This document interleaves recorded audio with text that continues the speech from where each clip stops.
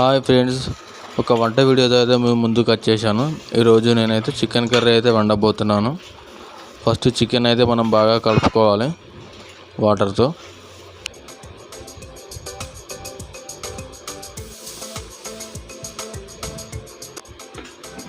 కడుక్కున్న చికెన్లో అల్లం వెల్లుల్లి పేస్టు, సాల్టు, కారం, 2 చెంచాల నూనె,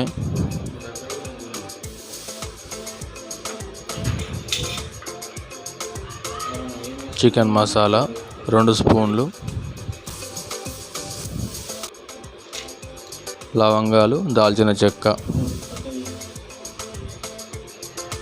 కొద్దిగా పసుపు, బిర్యానీ ఆకు 1, తర్వాత ఫుడ్ కలర్ మీ ఆప్షన్, తర్వాత 1 నిమ్మకాయ.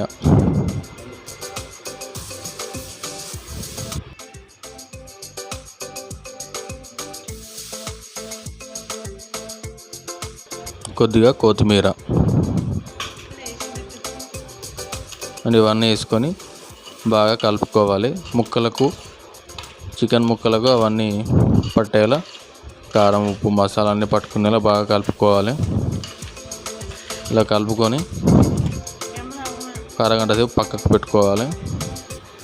ఉల్లిగడ్డ, 2 పచ్చిమిర్చి కోసి పక్కకు పెట్టుకోవాలి. ఒక బగోని పెట్టుకొని అందులో 2 స్పూన్ల ఆయిల్ పోసుకోవాలి. నూనె గరం అయ్యాక దాల్చిన చెక్క, లవంగాలు వేసుకోవాలి ముందుగా.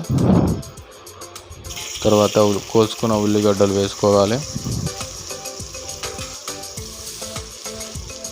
ఉల్లిగడ్డలు గోలే వరకు ఇలా అటు ఇటు కలుపుతూ ఉండాలి. తర్వాత పచ్చిమిర్చి వేసుకొని బాగా కలుపుకోవాలి. 2 గోలే వరకు మనం కలుపుకోవాలి. తర్వాత కొద్దిగా పసుపు వేసుకోవాలి. మళ్ళీ బాగా కలుపుకొని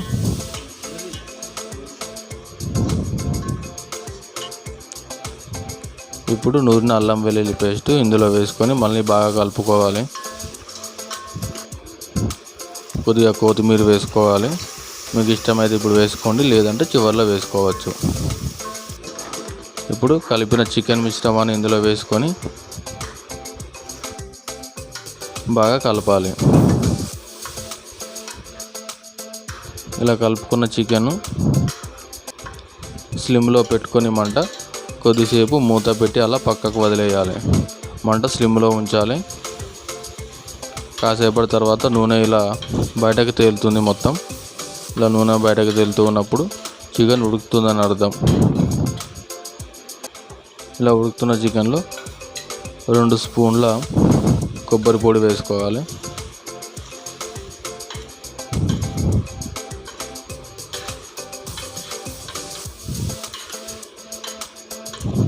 ఇప్పుడు గ్రేవీకి కావాల్సిన వాటరు పోసుకొని బాగా కలుపుకొని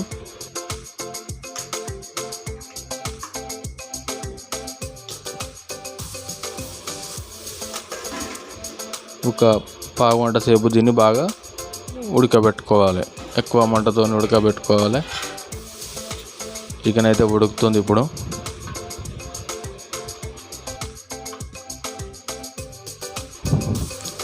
మరొక 5 నిమిషాల తర్వాత చికెన్ ముక్క ఉడికిందా లేదా అనేది మనం చూసుకోవాలి. మరి మెత్తగా ఉడికినా బాగోదు. చికెన్ అయితే ఉడికింది. అండ్ సాల్ట్ ఇంకా మసాలా సరిపోయినా లేదా చూసుకోవాలి. సాల్ట్ అయితే సరిపోయింది, మసాలా కూడా బాగానే ఉంది. తర్వాత లాస్ట్ కొత్తిమీర వేసుకొని వేడివేడిగా చికెను బగారా అన్నంలో కలుపుకొని తినేయాలి. టేస్టీగా సూపర్గా ఉంటుంది.